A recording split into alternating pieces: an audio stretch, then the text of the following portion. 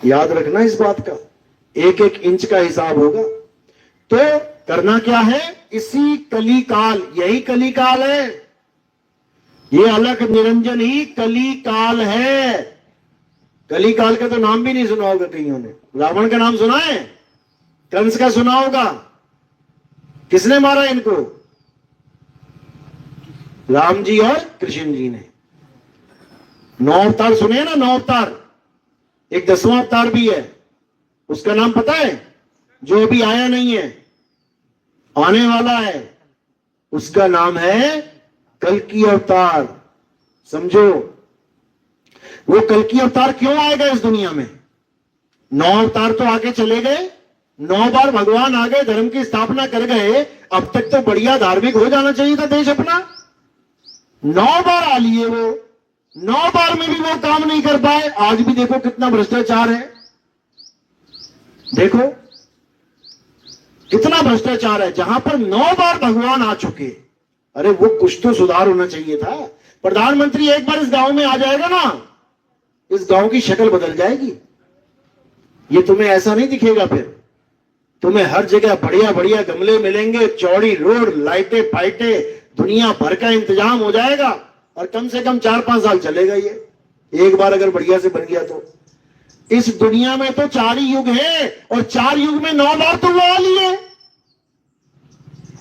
4 युग में 9 बार आ लिए, तब भी क्या हाल है इस दुनिया का? रहने लायक है क्या? पल का भरोसा नहीं है कब क्या हो जाए। अब अच्छे से सफाई करने के लिए एक 10वां अवतार आएगा। इसीलिए आएगा क्योंकि 9 अवतार फेल हो गए। इस दुनिया को सही करने में 9 अवतार फेल हो गए। फेल क्यों? क्योंकि जो उनके मंदिर हैं उसी में ही भ्रष्टाचार चल रहा है। पंडित जी ने भगवान की मूर्ति बिकवा दी, बिकवा नहीं थी, चोरी करवा दी। सोचो सोचो, भगवान के दर्शन करने हैं, लाओ 5000 रुपए, अलग से लाइन में चल रहे थे, ले, क्या बात है। मतलब किसी और को तो क्या बोले, मंदिर में ही भ्रष्टाचार चल रहा है। 9 अवतार फेल हो गए, इसीलिए अब 10वां अवतार आएगा जिसका नाम है कल्कि भगवान। उसका नाम कल्कि क्यों रखा? अच्छा नाम है कि बेकार सा नाम है कल्कि? कल्कि सुन के ही लगता है पता नहीं किसी राक्षस का नाम है कल्कि। इसका मतलब समझ लो, ये किसी राक्षस का नाम नहीं है। कल्कि का मतलब क्या होता है? कल्कि का मतलब होता है कलंक से रहित, जिसमें कोई कलंक ना हो, जिसमें कोई दाग ना लगे, वही कल्कि है। और उसी को निःकलंक अवतार कहा है संतों ने, गरीबदास जी की वाणी में, कबीर साहब की वाणी में, कि निःकलंक अवतार जब आएगा तो जितनी भी बुराइयां हैं, समझ लो फिर से, बाकी अवतार आए, उन्होंने क्या किया? बुरे लोगों का नाश किया, गर्दनें काटी, बुरे लोगों का संहार किया। लेकिन जो कल्कि अवतार आएगा वो एक की भी गर्दन नहीं काटेगा, लेकिन तलवार हाथ में पकड़ी है। वो एक की भी, यानी किसी बुरे आदमी की गर्दन नहीं काटेगा। वो किसकी गर्दन काटेगा? किसकी काटेगा? जो बुराई करवा रहा है तुमसे, जो बुराई करवा रहा है। कौन करवा रहा है? किसके कहने पे तुम ये सब कर रहे हो? किसके कहने पे रिश्वत ले रहे हो? किसके कहने पे दूध में पानी मिला रहे हो? किसके कहने पे केमिकल से दूध बना रहे हो? किसके कहने पे? वो तुम्हारे अंदर ही बैठा है। क्या नाम है उसका? मन। मन, वो फिल्म नहीं, मन फिल्म मत चले जाना, मन। ये एक फिल्म और चल रही है तुम्हारे अंदर, मन रूपी फिल्म। वो क्या करता है मन? सुबह से लेके रात तक तुम्हें अपनी उंगलियों पे नचाता है। कैसे? मम्मी ने कहा बेटा उठ जा।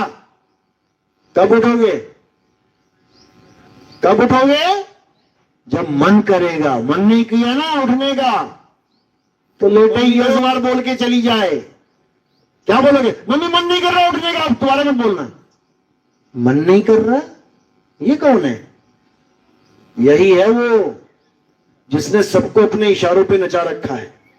तो जब मन करेगा तब उठोगे। अब बाथरूम में गए नहाने, कौन सा साबुन लगा रहे हो? 100 साबुन रखे थे दुकान पे, लेकिन कौन सा वाला उठाया जाके? जो तुम्हारे मन को अच्छा लगता है। नहा धो के बाहर निकले, 50 कपड़े पड़े अलमारी में, कौन सा उठा के पहनोगे? जो तुम्हारा मन करेगा। समझ लो, चाय कॉफी क्या पीना है? जो मन कर रहा है। खाने में क्या खाओगे? जो आज मन कर रहा है। समझ लो, फिल्म लगी है 10, कौन सी देखने जाओगे? जो मन कर रहा है। पूरा दिन इसी मन की गुलामी करते करते करते करते पूरा जन्म बीत जाएगा और तुम्हें पता ही नहीं लगेगा कि मैं किसका गुलाम बना बैठा रहा। इसी मन के गुलाम सारी दुनिया हुई बैठी है। ये मन और कोई नहीं, यही कली काल है जिसका संगार कल की भगवान करेंगे। समझ लो, कबीर साहब ने इशारा कर दिया था, अरे मन के मते ना चालिए, मन है पक्का दूध। इसके कहने पे मत जाना, ये बड़ी गलत जगह फंसाता है, उसके बाद रुलाता है अच्छे से। जेलों में जाके देखो, हाँ भैया जेल में क्यों आया? अरे बाबूजी छोटी सी बात पे गुस्सा आ गया, मैंने उठा के हथौड़ा मार दिया सिर पे उसके। किसने कहा था? मन ने कहा था मारो हथौड़ा इसके सिर पे, और बिना सोचे समझे मार दिया। चल बेटा उम्र कैद हो गई, बैठो। केवल 1 मिनट अगर सोच लेते कि जो मेरा मन कह रहा है वो करूं या ना करूं, तो सारी उम्र कैद बच जाती उसकी। दुकान पे गए, 2-4 सामान लिया, मन ने कहा रे ये वाला उठा के जेब में डाल ले। अब तुमने विचार करना है वहां पे, डालूं कि ना डालूं? डालूंगा, पकड़ा गया तो मारे जाएंगे। समझ लो, हर जगह ये मन तुम्हें कुछ ना कुछ कह रहा है, उसको सुनना सीखो। ये कहना क्या चाह रहा है? मेरे भले के लिए कि बुरे के लिए? फंसा के मारेगा ये।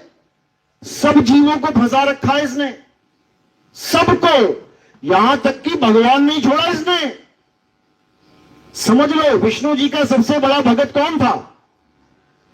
विष्णु जी का सबसे बड़ा भगत नारद मुनि था। 24 घंटे नारायण नारायण नारायण। उसके मुंह से भी नारायण को श्राप दिलवा दिया इस मन ने। समझ लो, राम जी का अवतार क्यों हुआ था? इसीलिए हुआ था क्योंकि एक स्त्री के लिए विष्णु जी ने उनको अपना एक बंदर का मुंह दे दिया। नारद मुनि को बंदर का मुंह मिला क्योंकि स्वयंवर में वो शादी करना चाहता था किसी स्त्री से, तो बंदर का मुंह दे दिया। तो सबने उसका मजाक उड़ाया। जब वो गया गंगा के घाट पर देखने शक्ल अपनी, तो बंदर की शक्ल थी। गुस्सा आ गया कि प्रभु ने मेरे साथ छल कर दिया। बताओ, अपने ही भक्तों के साथ छल कर रहे हैं ये तो छलिया है। उठा के गंगा जल क्या बोले? जैसे तूने स्त्री के लिए तड़पाया है, जा तू भी तड़पेगा। अपने ही भगवान को श्राप दे दिया, और श्राप देने के बाद क्या कह रहा है? अरे प्रभु जी गलती हो गई, अरे ये शब्द मेरे मुंह से कैसे निकल गए, मैं मर क्यों ना गया?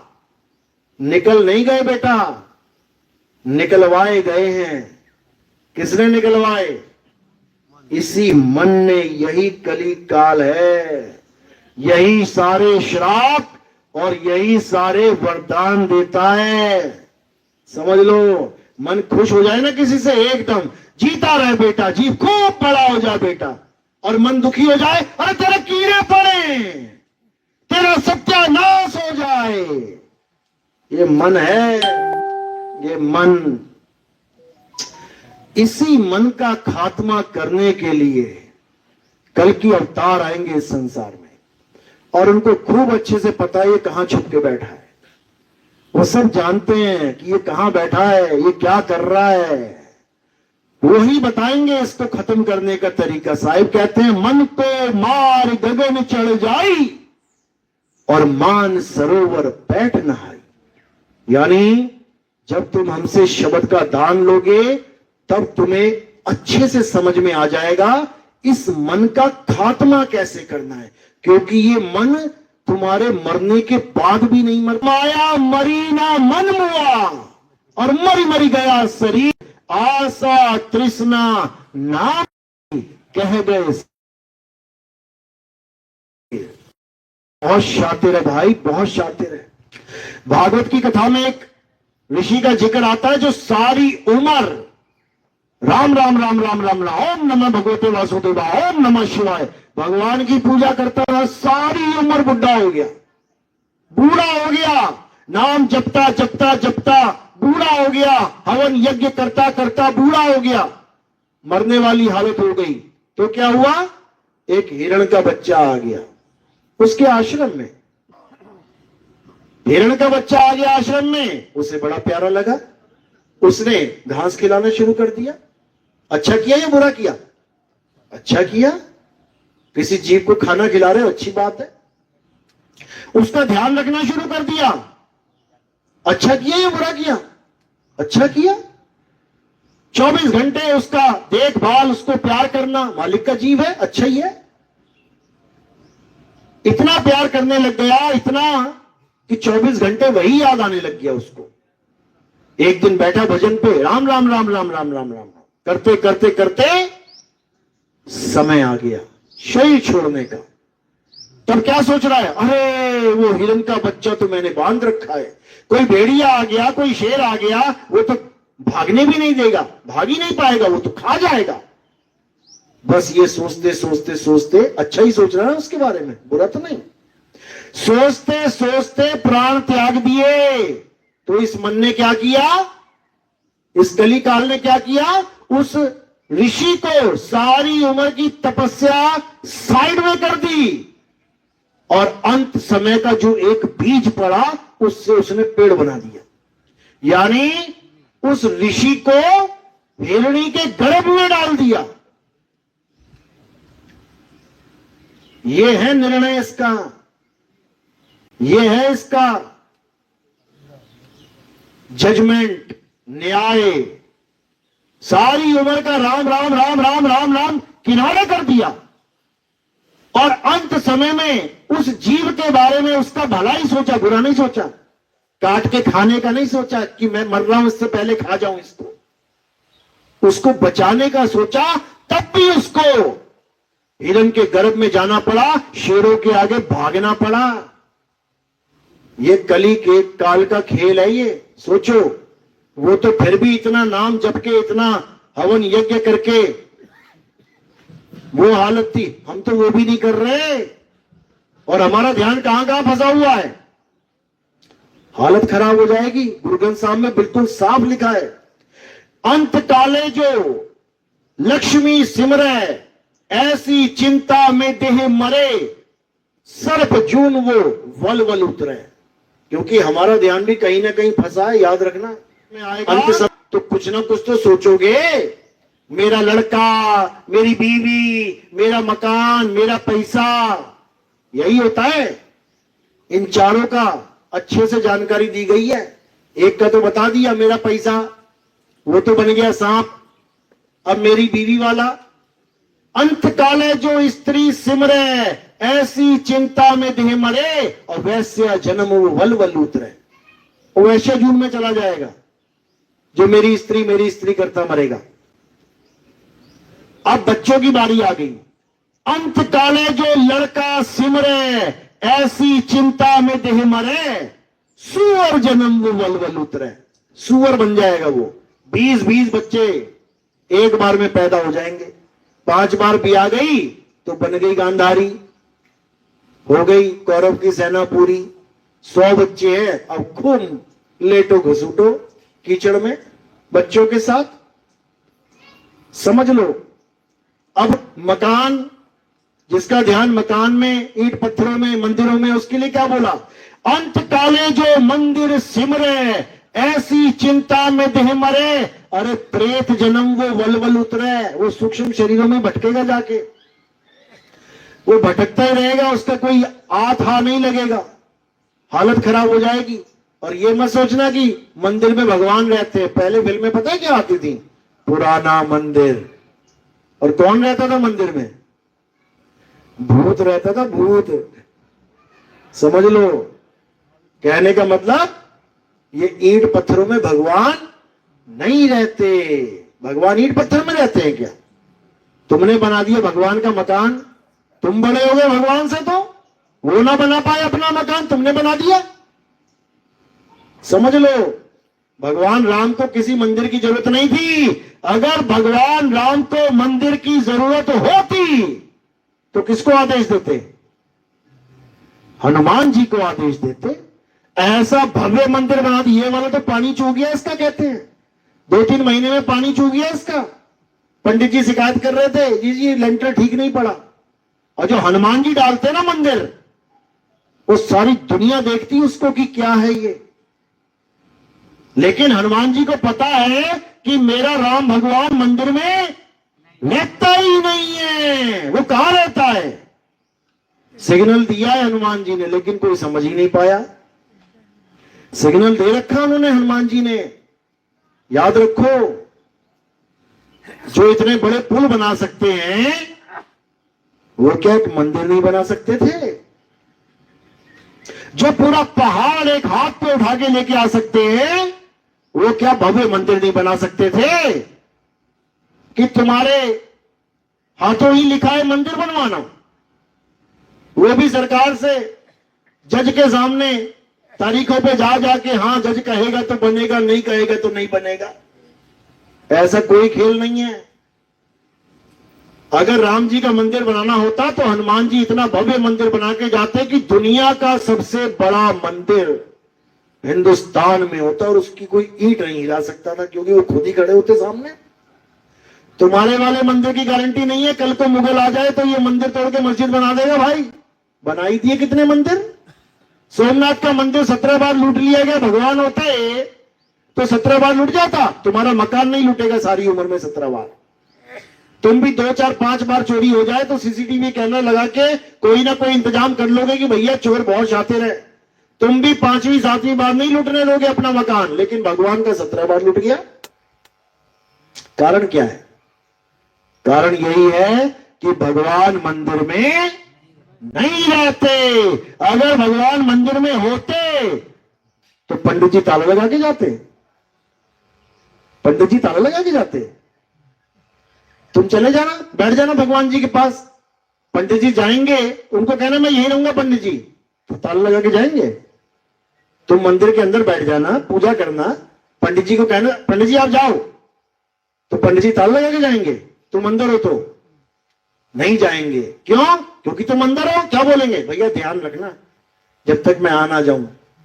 यानी उसे तुम पे भरोसा है कि तुम ध्यान रखना मंदिर का, लेकिन भगवान पे भरोसा नहीं है कि भगवान अपने मंदिर का ध्यान खुद रख लेंगे। याद रखो, ताले पे भरोसा है उसे ताले पे भरोसा है, भगवान पे भरोसा नहीं है। ये कल की अवतार आएंगे। इसी अज्ञान का खात्मा करने के लिए कल की अवतार आएंगे और सारे संसार को सनातन बना देंगे। सनातन। अभी क्या हो तुम? अभी तुम हिंदू बने हुए हो। हिंदू क्या होता है? जो देवी देवताओं की पूजा करता है वो हिंदू होता है। सनातन क्या होता है? जो किसी देवी देवता की पूजा ना करे और केवल अपनी आत्मा को जान ले, उसे सनातनी कहते हैं। ये कहां लिखा है? अध्याय 2 24वां श्लोक गीता में। पढ़ो क्या लिखा है। क्या होता है सनातन? उसकी डेफिनेशन लिखी है। हे अर्जुन, ये आत्मा अजन्मा है, नित्य है, इसको कोई जला नहीं सकता, सुखा नहीं सकता, भिगो नहीं सकता। ये आत्मा अचल है, स्थिर है, सदा एक सा रहने वाला है। ये आत्मा पुरातन है। ये आत्मा ही सत्य सनातन है। ये डेफिनेशन है सनातन की। जो कहते हैं हम भगवाधारी सनातनी हैं,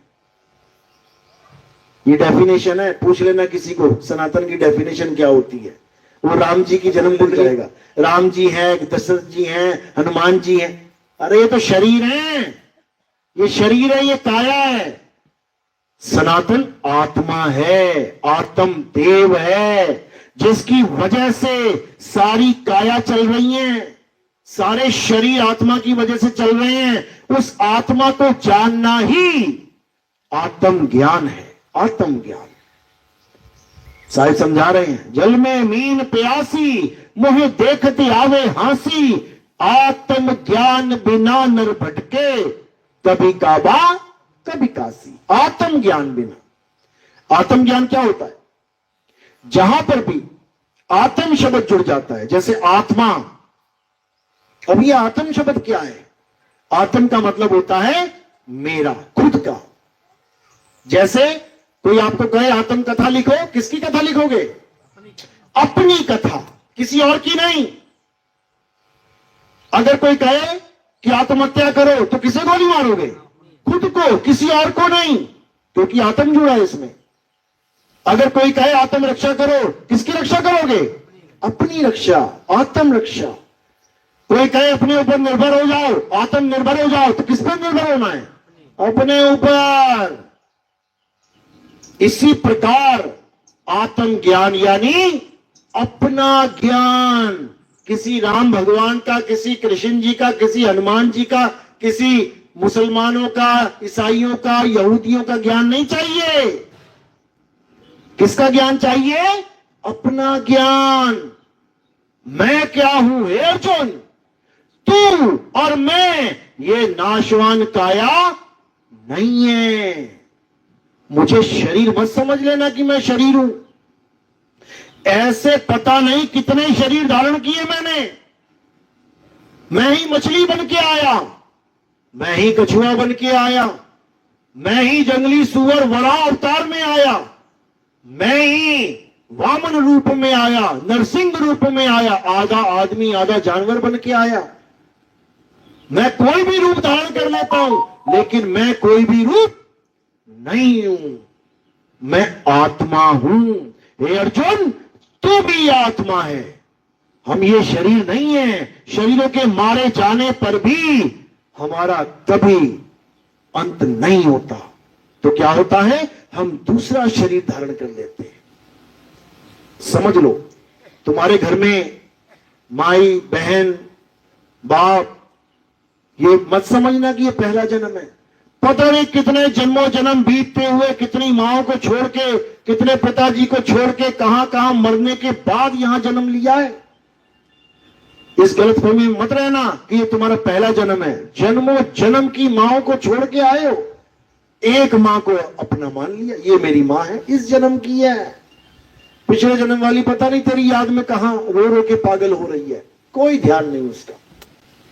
तो इसीलिए आत्म ज्ञान को समझना है। आत्म ज्ञान ही सर्वश्रेष्ठ ज्ञान है, इससे ऊपर कोई ज्ञान नहीं है। समझ में आ रही मेरी बात? किस किस के समझ में आ रही है? हाथ खड़ा करो जरा। बहुत अच्छी बात है, पहला ही सत्संग है गांव में, मालिक की दया है।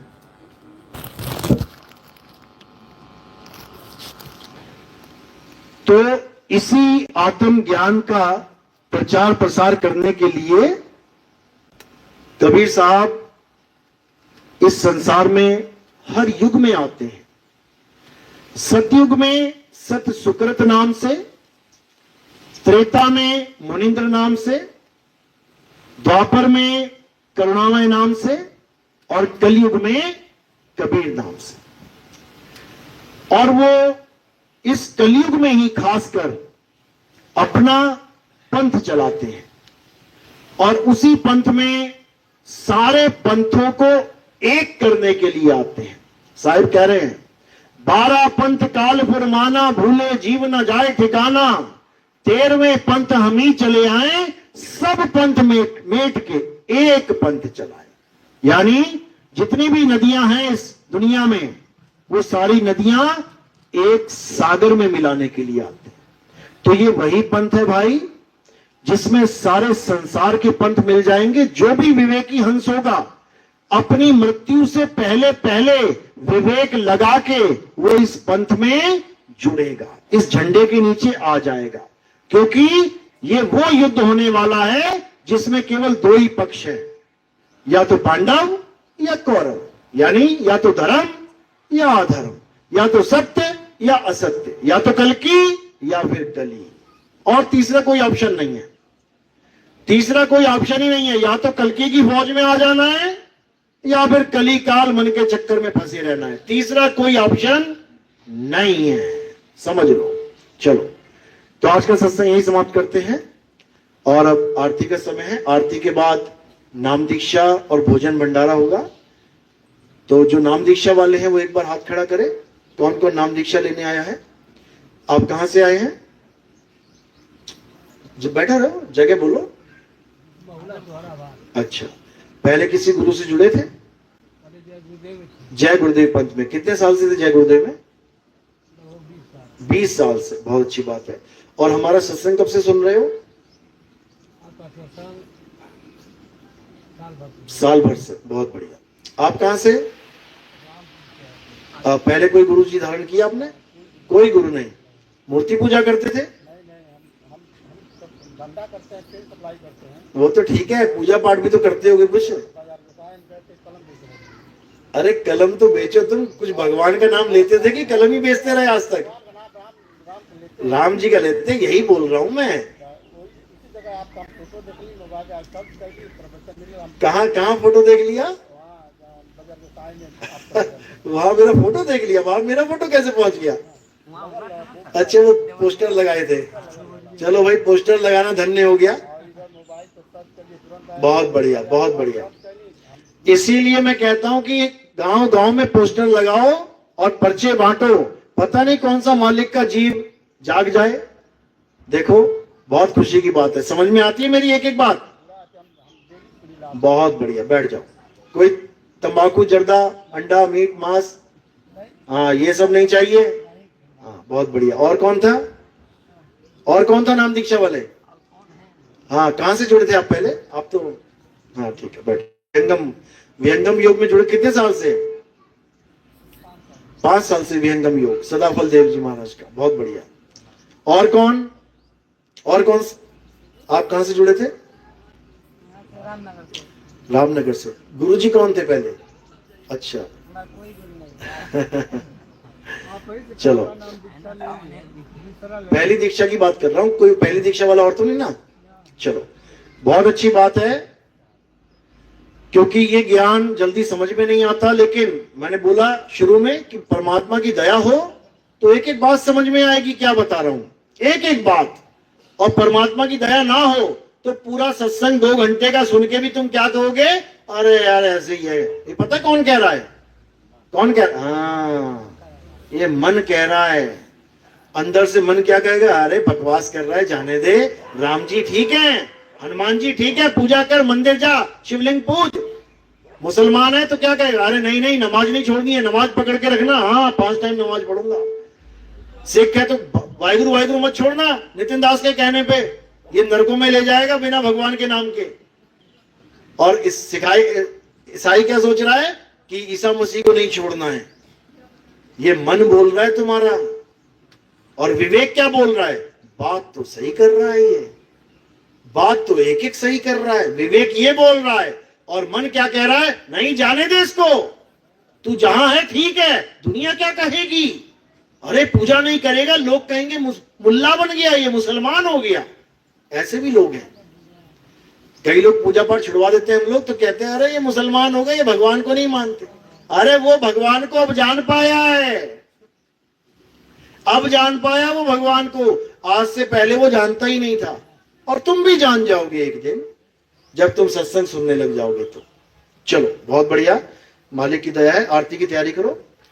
बोलिए परमपिता परमात्मा की, सदगुरु बंदी छोड़ कबीर साहेब की, सभी संतों की, सभी भक्तों की, आज के आनंद की, सकल हंस को बंदगी साहेब बंदगी। सतनाम सतनाम।